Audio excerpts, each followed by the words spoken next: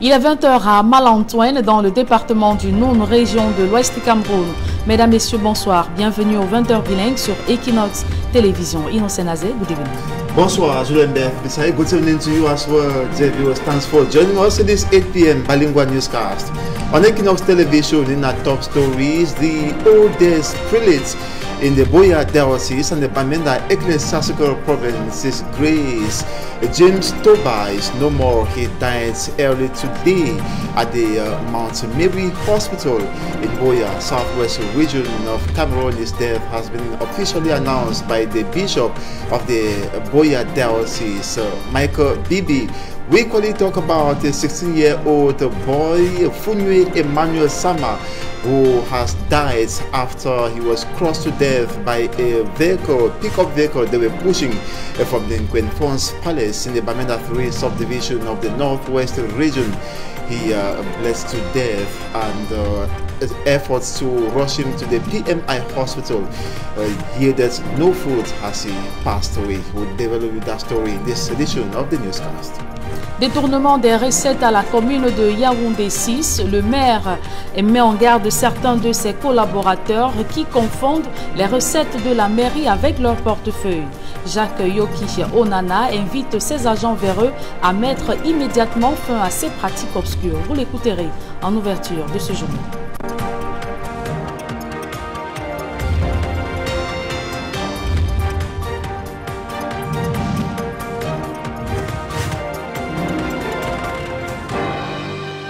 Une fois encore, bonsoir à tous, mesdames et messieurs. Merci de nous recevoir chez vous.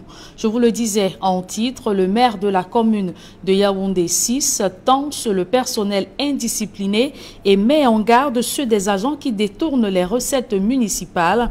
Jacques Yoki Onana vient de s'entretenir avec ses collaborateurs dans le cadre de la semaine des travailleurs. Si le chef de l'exécutif communal se réjouit du relèvement de la municipalité dont il a la charge, il invite le personnel à rester mobilisé pour améliorer les conditions de vie des populations de Yaoundé 6. Rodgengassi, Marcelin Gonçalves. Comme dans un conseil de famille où la langue de bois n'a pas sa place, le maire de la commune d'arrondissement de Yaoundé 6 n'est pas passé par 4 chemins pour exprimer sa déception par rapport au comportement qu'affichent certains agents. Je suis parfois choqué, extrêmement choqué de vivre le spectacle que nous vivons ici de temps à autre. Je suis rentré ici ce matin, j'ai trouvé un contribuable en train de cravater un agent parce qu'il a payé de l'argent pour ses impôts. Cet argent, il n'a jamais payé. Parce que autant vous êtes exigeant à percevoir vos salaires à temps, autant vous devez vous poser la question comment on fait pour avoir ce salaire, pour avoir cet argent. Il se trouve en effet que malgré les multiples avertissements et autres rappels à l'ordre, certains brebis égarés continuent de confondre les recettes de la mairie à leur porte-monnaie personnelle. Il ne s'agit ni plus ni moins que d'une distraction des fonds et le chef de l'exécutif municipal de Yaoundé 6 n'entend pas laisser prospérer de telles pratiques qui n'honorent pas le personnel. Il reste encore un certain nombre de tares, notamment l'indiscipline dont certains agents sont maîtres, et également quelques questions de mœurs, notamment en ce qui concerne le recouvrement des fonds dus à la mairie. Donc, il était important qu'on s'arrêtât un instant pour faire ensemble ces constats-là et refaire un pacte de travail entre l'exécutif communal et le personnel là. Heureusement que malgré ces agissements et l'indiscipline que certains ont érigée en mode de fonctionnement, la commune d'arrondissement de Yaoundé 6 parvient tout de même à sortir la tête de l'eau. La commune de Yaoundé 6, après avoir connu quelques périodes tumultueuses, est en train de renaître de ses cendres, est désormais debout au vu de la qualité des services, du service qui est rendu et surtout des résultats, notamment dans les questions de recouvrement, surtout les salaires qui sont payés à temps. Dans l'impossibilité de célébrer le travail abattu par les uns et les autres, Covid-19 oblige. L'exécutif municipal a remis à chacun des présents constitué d'épargne et autres tenues de sport. Ce conseil de famille a coïncidé avec la Palme d'Or que vient de remporter la mairie de Yaoundé 6. Une invite à persévérer dans les efforts qui sont faits au quotidien pour améliorer le cadre et les conditions de vie des populations. Les réflexions sur la fête internationale du travail au cœur des débats. La 135e édition a donné l'occasion de débattre sur les conditions de travail des employés, le cas des dockers au port autonome de Douala. Dalastiana, Donald Brice Kamgan. Ils sont quelques 2000 à contribuer au quotidien à leur manière au rayonnement du port autonome de Douala. Les dockers ne sont pas pour autant à l'abri des pathologies liées à leur secteur d'activité. Ils doivent enlever, décharger les bateaux, charger les bateaux pour l'extérieur ou bien même pour l'intérieur. Et ça fait qu'ils rencontrent chaque jour certains risques, n'est-ce pas, liés à leur travail. Les risques, ce sont des cas d'accidents pouvant survenir ici ou là, mais pas seulement. L'intense effort fourni par ces agents ne les place pas à l'abri de différentes formes de pathologies. Vous allez voir les dockers qui arrivent, par exemple quand nous faisons les tests pour la vue, disons ça vulgairement. Vous allez voir un docker, vous lui demandez de lire un chiffre. Il dit qu'il ne voit pas. Quand il dit qu'il ne voit pas, c'est parce qu'effectivement, il ne sait pas ce que c'est que ce chiffre. Il ne peut pas savoir si c'est A ou bien si c'est B ou C. Et donc, nous prenons beaucoup de temps pour leur expliquer, n'est-ce pas, les bienfaits de la médecine du travail et des différentes spécialités qui les accompagnent. La lombalgie et autres maux liés à la nature des activités qu'ils mènent. Mais la tâche n'est pas une sinécure, car bien souvent, les dockers eux-mêmes ne sont pas suffisamment informés sur les moyens de se protéger en entreprise. D'où les efforts à faire en vue de l'amélioration de l'éducation professionnelle de ces travailleurs. Nous avons la structure QHSE et le médecin du travail avec qui ils ont un plan de sensibilisation quasi quotidienne, une sensibilisation quasi quotidienne. Et lorsque un cas arrive, le docker est pris en charge totalement au niveau de ce centre médical. Si les conditions de travail des dockers sont souvent au devant de l'actualité, le port autonome de Douala et les administrations interpellées font état des évolutions enregistrées dans le traitement de ces employés. Nous avons une ambulance qui prend directement le concerné depuis la zone d'opération, l'amener ici au niveau de l'hôpital. Et il est totalement pris en charge, y compris pour sa restauration. À l'occasion de la 135e fête du travail, l'amélioration des conditions de travail des 2000 dockers du PAD était au cœur de plusieurs jours d'activité, dont une séance de dépistage gratuit des cancers. Cap à présent sur la région de l'Ouest Cameroun où le développement des villages est retardé par la guerre des successions. Illustration au village Thieu par Fongondeng. Face à ce phénomène grandissant, l'autorité administrative dans la Menoie invite les populations à enterrer la hache de guerre. Leclerc Saken. Les villages de la région de l'Ouest, dans la grande majorité, font face à de véritables problèmes de développement. Les populations de ces localités de l'arrière-pays sont partagées entre l'inexistence insuffisance des infrastructures de base que sont les ouvrages hydrauliques, les formations sanitaires, écoles et dessertes de qualité. À ce chapelle de difficultés viennent s'ajouter des querelles et des divisions à la tête des chefferies traditionnelles. Un cas de figure, le village de Ntse, chefferie de 3e degré du groupement Fongondeng, département de la Minois. C'est les enfants de Ntse qui divisent et veulent partager le village en plusieurs chefferies. Un village qui n'a que quelques 2000 âmes, ils veulent le charcuter en presque 4 chefferies. Or, la population a dit non, serait un et indivisible. Comme dans plusieurs autres localités, l'autorité du chef du village est ici contestée par des fils de la localité dont certains s'autoproclament chefs et revendiquent leur territoire de commandement. Certains fils zélés du village, nulle part des accointances, autorités traditionnelles et élites locales, ont cru devoir se tailler chacun une portion de notre territoire déjà trop réduit et fragilisé par sa situation géographique pour en faire une propriété personnelle sans aucune légitimité que pourrait leur conférer un titre traditionnel ou coutumier, ou même encore une responsabilité administrative. Cet état de fait, qui date depuis des décennies, a créé non seulement une psychose auprès de la population, mais un sentiment d'insécurité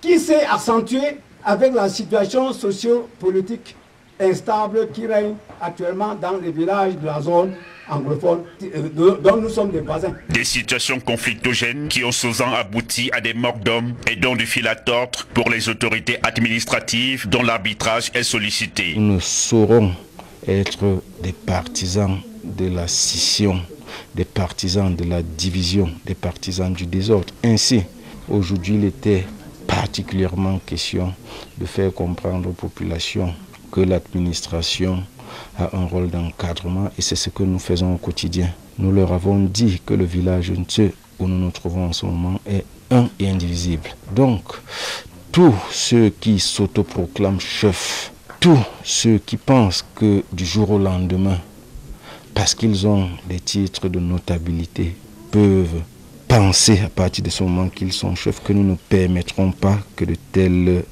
exactions puissent se produire. Cette situation de création à tout vent des chefferies traditionnelles avait déjà en 2018 poussé les pouvoirs publics à travers une circulaire du ministre de l'administration territoriale à retirer les modalités de création, reclassement ou réhabilitation des chefferies traditionnelles. C'est avec ce reportage de Leclerc Sakem que nous mettons un terme à la première partie de ce journal. La seconde est en langue anglaise. Avec vous, Innocent Azé. Good evening once again. Merci Julien une fois de plus. Bonsoir à vous. Good evening once more to you viewers. Thanks for staying with us for the second segment of this newscast. We begin with this sad story about the oldest prelate in the Boya Diocese and the Bamenda Ecclesiastical Province, who is no more. His Grace James Toba died at about 11 a.m. this Sunday, May the 2nd, 2021 at the Mount Mary Hospital. His death this Sunday, May the 2nd, has been officially announced by His Lordship Michael Bibi, Bishop of Boya Diocese, in a communique. He died at the Mount Mary Hospital at exactly 11:55 a.m. after receiving Holy Eucharist and the anointing of the sick. His Grace James Toba has been in residence in St. Joseph's College, Sase. He was the oldest priest in the diocese and the Bamenda Ecclesiastical Province. The prelate lived in Sase since 1992, while urging Christians to pray for his eternal repose and also for his family and the Diocese of Boya. Bishop Michael Bibi assured that the funeral arrangements will be communicated later. His Grace James Toba was ordained priest in 1958, was Soban Principal of Sase from 1992 to 1999. He has served as Vicar General of Boya Diocese. He was the third black priest in Cameroon as the first from Com, that's in Jinicom, in the northwest region of Cameroon. And also a 16-year-old boy called Funwe Emmanuel Sama has died beneath a pick-up vehicle they were pushing Saturday, May the 1st at about 4 p.m. from the Nkwenfons Palace in the Bamenda 3 subdivision. Sama, as he is called, did not join his friends to push the mini pickup out of the palace, but instead jumped to sit behind on the load beds. He fell to the ground and was crushed when the vehicle entered a pothole and bounced.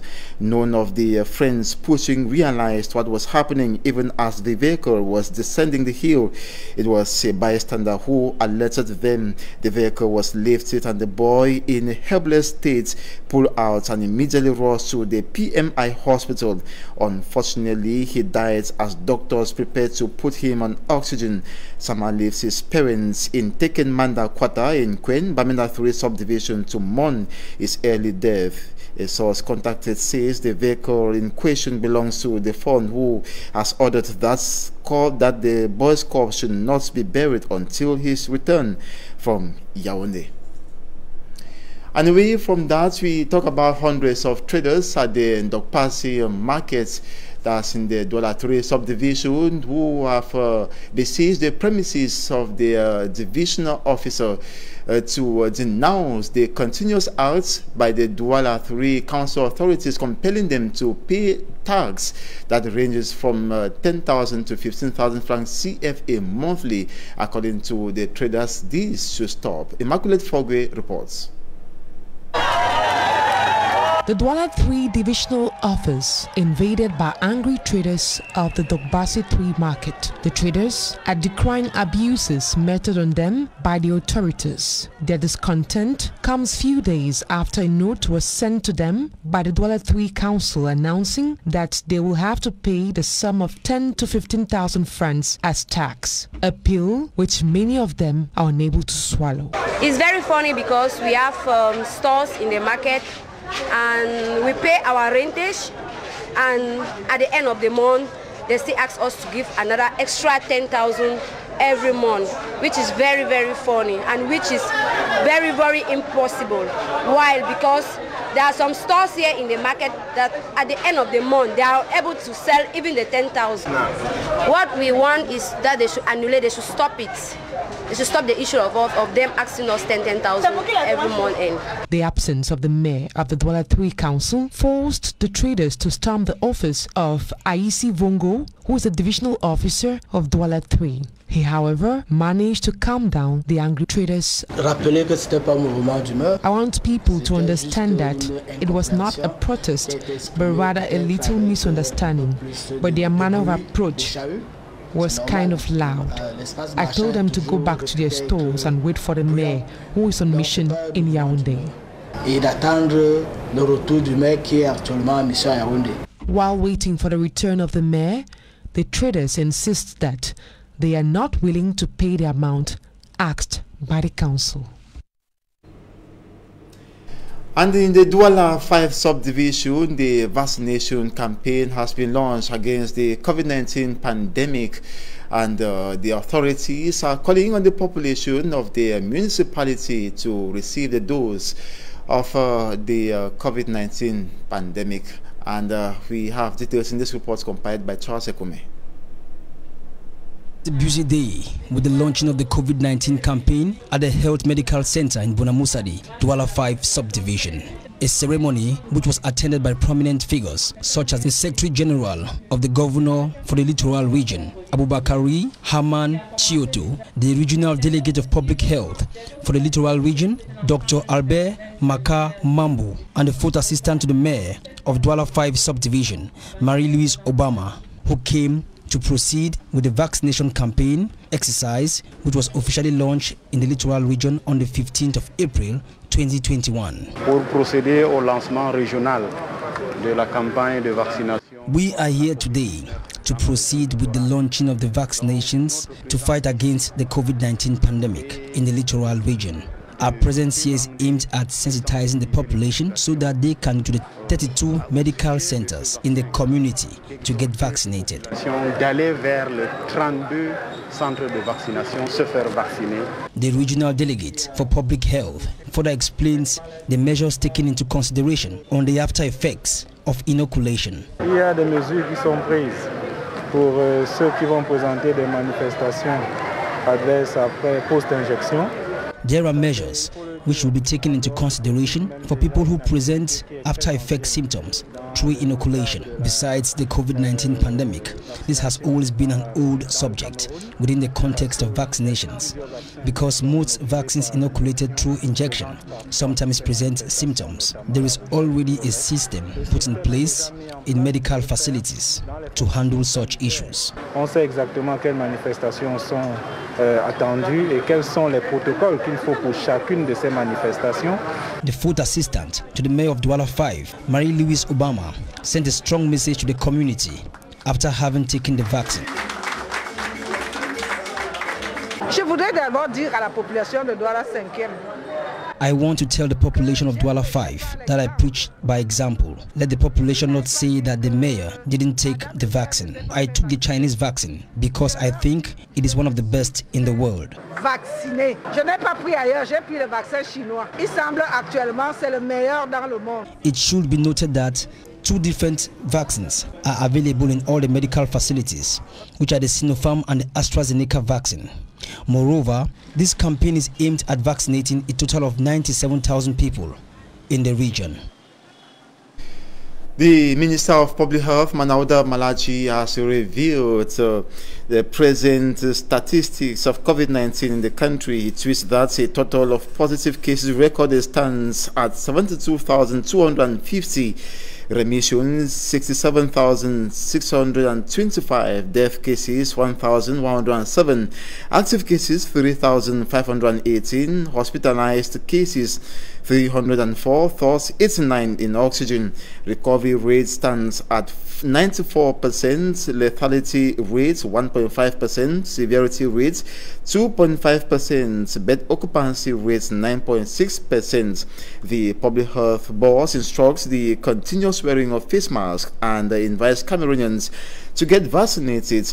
Minister Manawda Malachi says within a period of 2 weeks, 20,010 persons have received the COVID-19 vaccines. According to the Public Health Minister, this satisfactory progress instigates the government to encourage the population to embrace the COVID-19 vaccines, which aims at ensuring collective protection. And that ends this 8 p.m. bilingual newscast on Equinox Television. Thanks so much for watching. Do stay put to programs on Equinox Television. Do have a nice evening. Julien Beth, bonsoir à vous. Merci, je vous souhaite également une excellente soirée. Innocent Nazé, mesdames et messieurs, merci d'avoir suivi cette édition bilingue du journal. Restez surtout scotchés sur le programme de la meilleure des télévisions.